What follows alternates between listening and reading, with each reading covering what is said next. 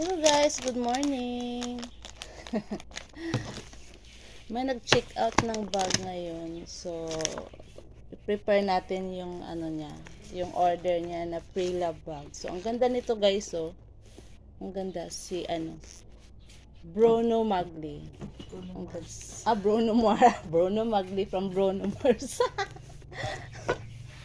Ang ganda ng kulay guys. So, we will prepare it, no, kung paano natin i-prepare. Papakita ko sa inyo kung paano natin pini-prepare yung mga orders ng ating mga miners, mga customers, mga guys.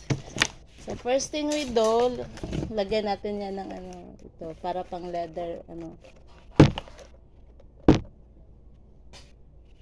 check natin yan guys kung mayroong mga flows, no? Check natin baka merong flows. So, lagyan natin ito dito guys. Para to sa leather guys, no?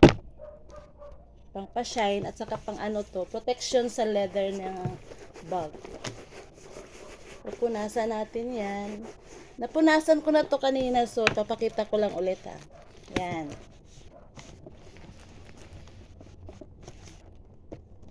So, checking the kung mayroong mga okay naman guys. So far, si Bruno Magli, ang ganda ng niya, quality ng bag. Canvas sa loob. Oh, see? Maganda si Bruno Magli. Yan. Ang ganda. So, tapos na natin yung linisan. Tapos na natin itong chinek. So, okay na. Pwede na natin siyang ibalot mga guys. Then, ito, meron kaming freebies, no? Namimigay kami ng freebies sa ating mga miners. So, lagay natin dito sa loob.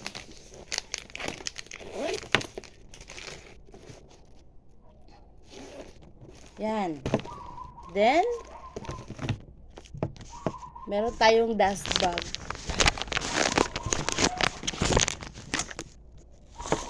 Dahil mamahalin si Bruno, lagay natin sa dust bag para hindi siya masira pag pag sinip out natin. Hindi siya basta-bastang para mas social siya mga guys. Ganyan.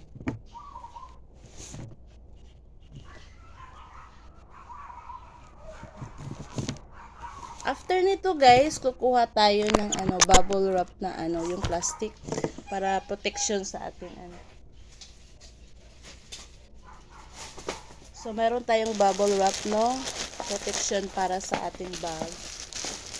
Para hindi masira pag Minsan kasi yung mga rider, hindi natin maiwasan. So, ito.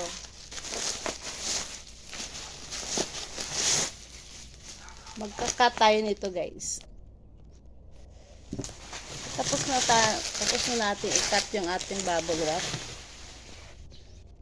Kalimutan ko ipakita sa inyo, nag-spray din pala kami ng yung pabango sa loob para maging mabango naman siya. Although malinis na to, nalabhan na to, pero lalagyan pa rin natin ng mga pabango guys. Yan.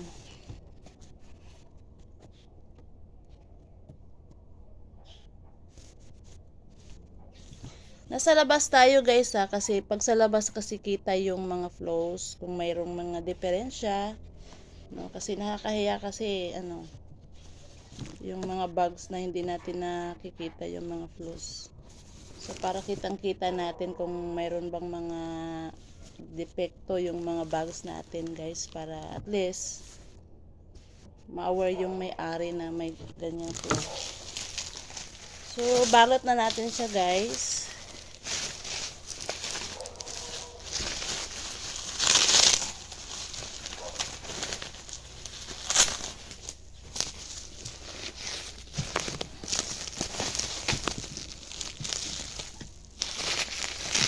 Yan.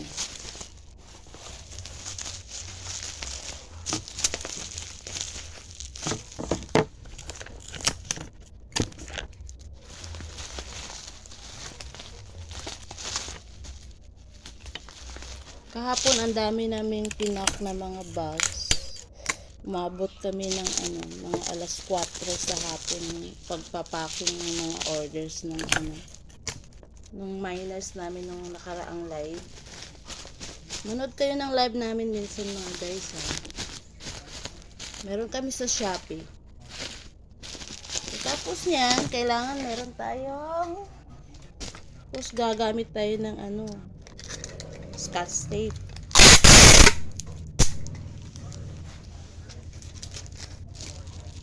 Yan. Dito sa baba,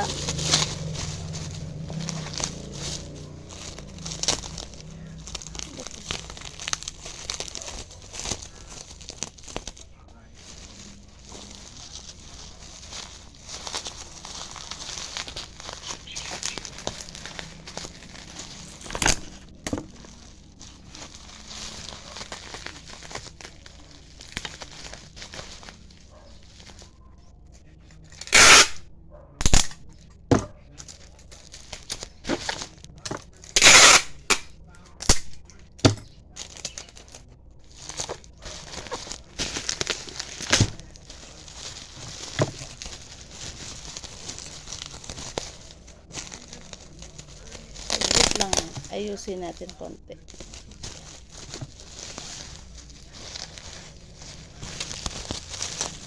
Yan.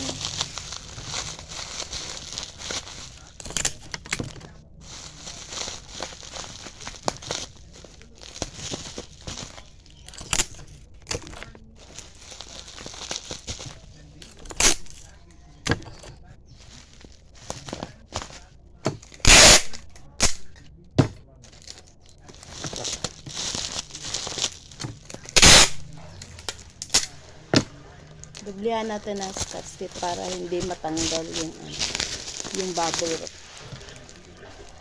Tapos ito, lagay natin sa cellophane kasi kukunin to ng rider mamaya. May kukuha nila, may pipick up nito guys. Yan.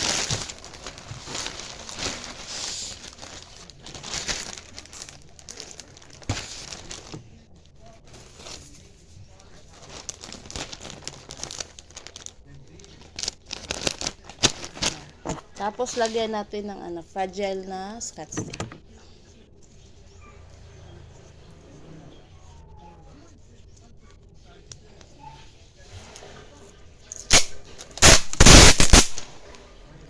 Yan.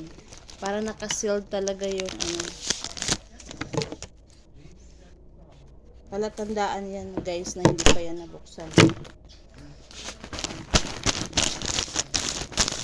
Tapos nakapag-print na rin tayo ng resibo. Yan, ito. Yung natin, yung nag-check out is from Cebu, Visayas. Sa Cebu guys.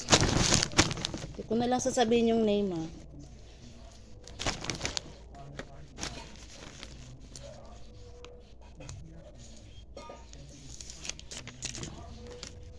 Yan.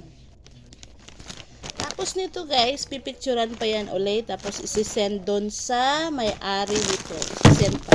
Pipicturan natin yan, no? Tapos send natin doon sa may-ari na prepare na yung ready to pick up na yung parcel, yung bag niya, in order niya. So that's all for this video guys. Thank you so much. Please follow. And nood kayo ng ating live next time. Thank you so much.